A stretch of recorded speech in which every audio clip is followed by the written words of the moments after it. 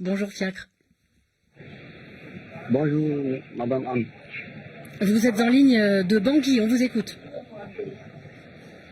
Ouais, au fait, moi, j'ai une question à vous poser. Le Bangui a été choisi par une délégation de BRICS pour accueillir son prochain siège en Afrique centrale.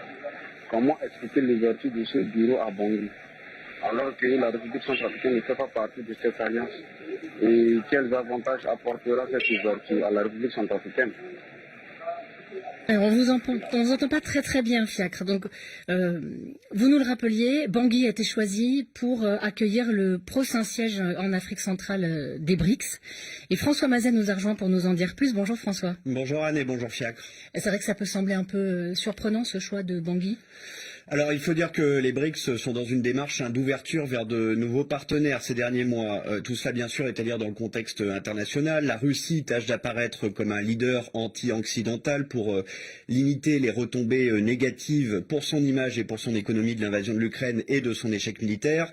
La Chine de son côté bien sûr est en conflit économique et stratégique avec les États-Unis.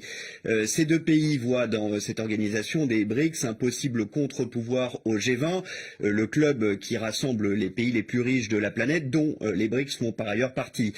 Plusieurs pays ces derniers temps se sont rapprochés de cette alliance, l'Iran, le Venezuela, l'Arabie Saoudite, l'Argentine, ou encore sur le continent africain, l'Algérie qui a fait formellement une demande au début du mois pour rejoindre l'organisation. Alors le continent africain, c'est une zone d'intérêt, évidemment, pour les BRICS, mais qui est encore loin d'être une priorité quand même, François. Oui, en octobre, lors d'une visite au Sénégal, une délégation a annoncé l'ouverture d'un siège ouest-africain à Saint-Louis.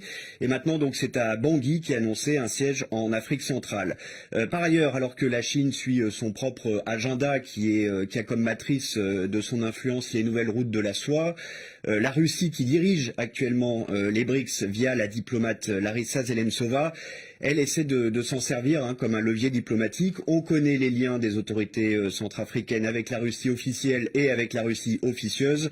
Donc il n'est pas vraiment surprenant que les BRICS mettent la RCA en avant, Bangui comme siège pour un bureau régional.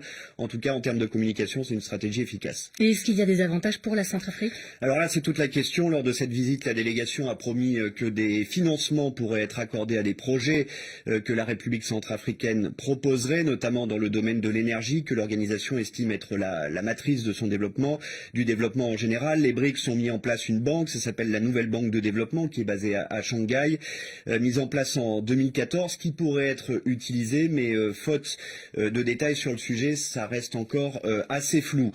Pour la RCA, en théorie bien sûr, alors que le pays est fâché avec ses partenaires institutionnels comme la Banque mondiale, ce serait intéressant d'avoir de nouvelles connexions avec cet ensemble qui représente quasiment la moitié de la population et un quart de la richesse mondiale.